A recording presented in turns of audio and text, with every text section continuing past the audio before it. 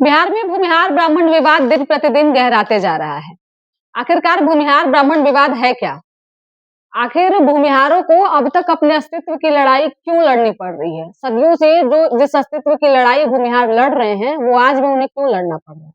दरअसल ये पूरा मामला तब शुरू हुआ जब सरकारी दस्तावेज में भूमिहार लिखे या फिर भूमिहार ब्राह्मण लिखे, इसको लेकर सवाल खड़े हुए और सवाल इतना बढ़ा कि धीरे-धीरे विवाद इस पे शुरू हो गया। आपको बता दें कि जैसे ही भूमिहार ब्राह्मण विवाद शुरू हुआ, इसके बाद जो है वो सवर्ण आयोग ने लगातार एक पर एक करके 3 बैठकें की और बैठकों में अब तक कोई निर्णय नहीं लिया गया।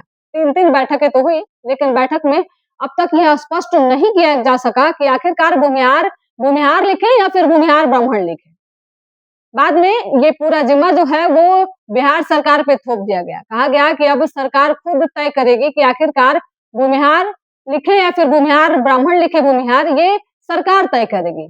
दरअसल सवर्ण आयोग के अध्यक्ष महाचुन प्रसाद सिंह से जब सवाल पूछे गए तो उन्होंने साफ तौर पे बताया कि सवर्ण आयोग का गठन जो है वो बिहार में इसलिए किया गया है ताकि सवर्णों के उत्थान और सवर्णों के हित में जो है वो कार्य किए जा सके। सवर्ण आयोग के अधिकार में यह नहीं आता है कि किसी जाति या फिर किसी का टाइटल वो बदल सके। यह काम जो है वो बिहार सरकार खुद करेगी। इसमें आयोग का कोई दखल अंदाजी नहीं हो सकता। देखिए, ये मुद्दा आयोग का नहीं है। आयोग बहुत इसका काम बहुत विशाल है। सवर्ण समाज के सर्वांगीण विकास के लिए क्या क्या सोचा जा सकता है, वो आयोग उस पर विचार कर रहा है। ये बातें कहीं न कहीं से हम लोग के पास आई है, तो हम लोगों ने विचार भी किया इस पर और रिकॉर्ड भी देखा कि इसके पहले भी कोई आयोग का निर्णय इस पर नहीं था। कहाँ से शब्द आया अलग से भूमिहार और भूमिहार ब्राह्मण, तो 1931 की जनगणना को भी मैंने देखा है, उसमें भूमिहार ब्राह्मण शब्द यूज़ किया गया है अंडर ब्रैकेट और बगल में लिखा गया है 52। ये बातें सामने आई है, तो निश्चित रूप से सरकार के कोई तय करना है और जनगणना में सुधार न हम कर सकते हैं न कोई कर सकता है। ये तो भी 1931 का मामला है। ये सभी कागजात के साथ हम सब ने विचार किया है और उस पर गहराई से विचार हो भी रहा है कि सरकार के जिम्मे ये बात को हम लोग भेजेंगे, सरकार को निर्णय लेना है। कोई विवाद नहीं है। विवाद तो कहीं न कहीं कुछ आप लोग कुछ विवाद बना देते हैं, इसलिए विवाद है क्या? इसमें क्या विवाद हो सकता है?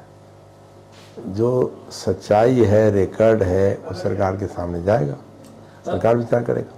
अब सवाल कई हैं कि आखिरकार भूमिहारों को अब तक अपने अस्तित्व की लड़ाई जो है वो क्यों लड़नी पड़ रही है? आखिरकार ऐसा क्या हुआ कि 1990 आते-आते भूमिहारों को अपने अस्तित्व को बचाने के लिए जो है वो हथियार उठाने पड़े?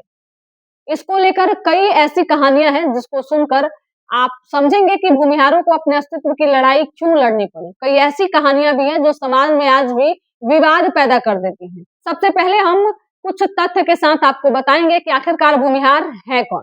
भूमिहारों का ये दावा होता है कि वो अयाचक हैं। अब आपके मन में सवाल होगा कि आखिरकार ये अयाचक है क्या? तो अयाचक को मुख्य रूप से 6 भागों में बांटा गया है। 3 भाग ऐसे जिसमें कि यज्ञ करना, वेद पढ़ना और दान लेना, वही 3 चीजें ऐसी रही जो भूमिहारों को अलग बनाती है।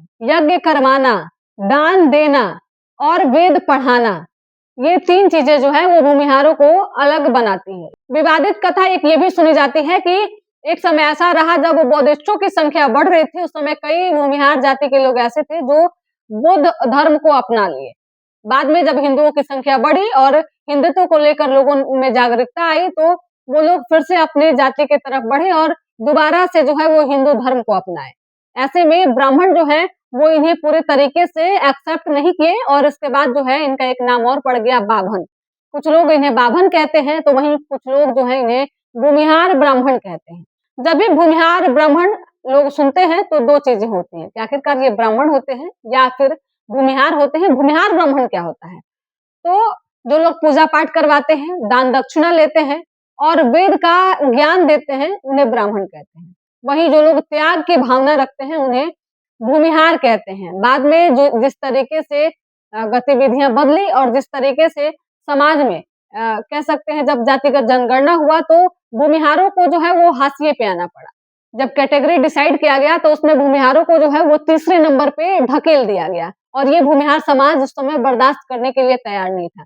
पहले नंबर पे ब्राह्मण, दूसरे पे राजपूत और तीसरे पे जो है वो भूमिहारों को जो है वो ढकेल दिया गया और भूमिहार इसको लेकर काफी नाराज हुए।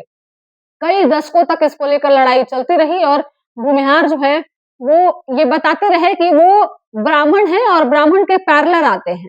बाद में धीरे-धीरे कुछ जगहों पे जो है इसकी मान्यता मिली जहाँ भूमिहार को ब्राह्मण माना जाता है, लेकिन अभी भी कई जगह ऐसे हैं जहाँ भूमिहार ब्राह्मण को लेकर लगातार विवाद शुरू रहा है और अभी विवाद चलते रहा है। तो ऐसे ही एक विवाद जो है वो बिहार में भी चल रहा है कि आखिरकार दस्तावेज पे ये क्या लिखें, भूमिहार लिखें या फिर भूमिहार ब्राह्मण लिखें। फिलहाल इस रिपोर्ट में इतना ही। वीडियो अच्छी लगे तो शेयर कीजिएगा, साथ ही हमारे यूट्यूब चैनल संक्षिप्त को सब्सक्राइब करके फेसबुक पेज को फॉलो कर लीजिएगा। धन्यवाद।